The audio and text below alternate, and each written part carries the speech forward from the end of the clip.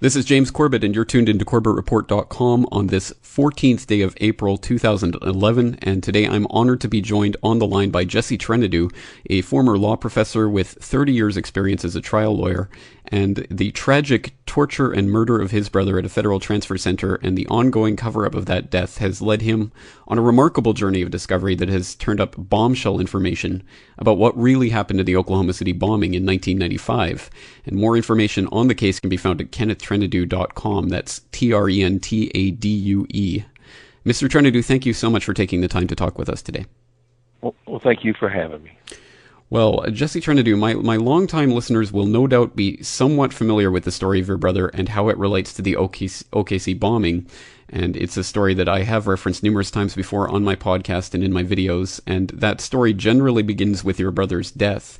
But before we get to that part of the story, I would like to take a moment to hear a bit about your brother and your relationship with him, because I think it's easy to forget that we are talking about a real human being here who really did lose his life for what it now appears was a case of mistaken identity. So can you flesh that out for us and tell us a little bit about your brother and the kind of person that he was? Well, we grew up in a southern Appalachian coal camp and had the good fortune to be able to migrate to California in the early 1960s. Kenny was a very bright man, very popular. He, unfortunately, at that time is when the drug problems were starting to come onto the American scene. And he got into drug use. He enlisted in the Army, and like so many people during the Vietnam War, especially young men, came back as heroin addicts. He to support his habit, he robbed a bank. He was caught. He confessed and pled guilty and went and did his time in jail. And he served his time. He married, had a little boy, and his son was only 2 months old when he was murdered. But my brother was we never condoned his bank robbery or anything like that, but he was a good person. He struggled with his addictions, and he overcame his addiction. And as I understand, when he was picked up and taken to the Oklahoma City Federal Correction Center, I understand that you were in touch with him even the day before that he was actually murdered. Yes. He was picked up in San Diego. When he was released from prison, he had a probation officer that didn't approve of drinking. And my brother worked construction, and working construction, even if you don't work construction, people drink beer. And his probation officer put a no beer drinking condition on his parole. And my brother said, and I fought that. We went all through the administrative appeals on that and lost. And my brother basically said to his probation officer, he said, "I'm going to drink beer. You know where I live. If you think that's enough to send me back to prison, come and get me." And of course they didn't. And he was out from about 1987 until 1995 after the Oklahoma City bombing.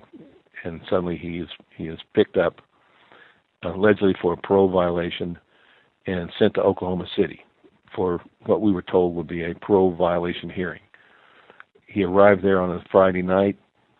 I spoke with him Saturday evening. He was supposed to call back Sunday, and he arrived on Friday the 18th of August, 1995.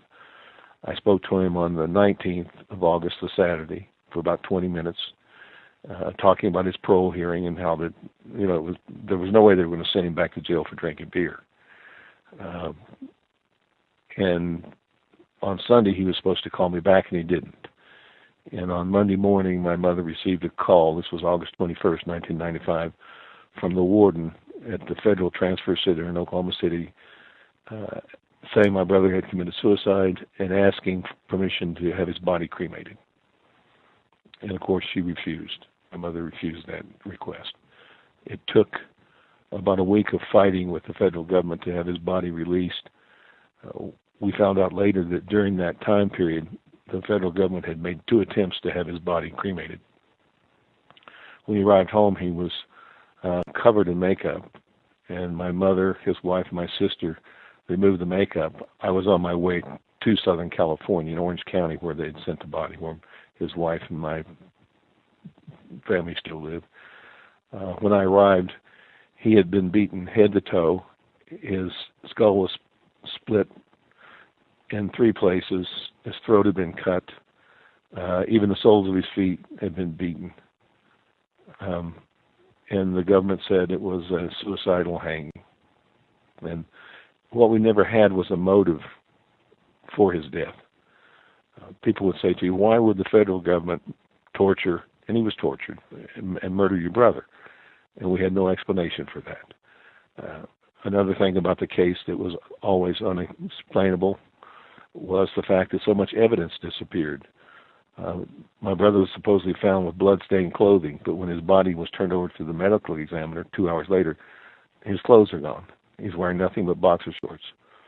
The video camera, supposedly that would monitor access to my brother, malfunctioned. The logbooks that would have shown who came and went from the institution with access to my brother either disappeared, or the pages on the date my brother was there, dates my brother was there, were torn out. The crime scene photographs disappear. The medical examiner is not allowed access to the death scene. When he finally is allowed access to the death scene 4 months later, it had been painted and cleaned up. And this is all done by the FBI and the Department of Justice. And we could never understand why this kind of resistance was coming from the government. Before we move on, so just to be clear, he was picked up for allegedly a parole violation in San Diego, and then he was transferred to Oklahoma City. That's a considerable distance. Is that? I mean, how unusual is that in itself? I don't practice criminal law, though. I still laugh at it. Some people say it's a crime. I'm a lawyer, but I now know. At the time, it didn't seem unusual because I knew nothing about criminal law. I now know that it should not have happened. The crime he committed was in Southern California, the robbery. His probation officer was in Southern California. The judge who sentenced him was in Southern California. He should have been brought back in front of the judge who had sentenced him, and they would have had a hearing on whether or not he had violated his parole. He shouldn't have been sent to Oklahoma, and there was no way that the judge in Oklahoma could have handled that parole revocation hearing. So it shouldn't have happened. But at the time, it did not seem, there was nothing that struck me as unusual because I just simply didn't know the procedure in the criminal justice system. But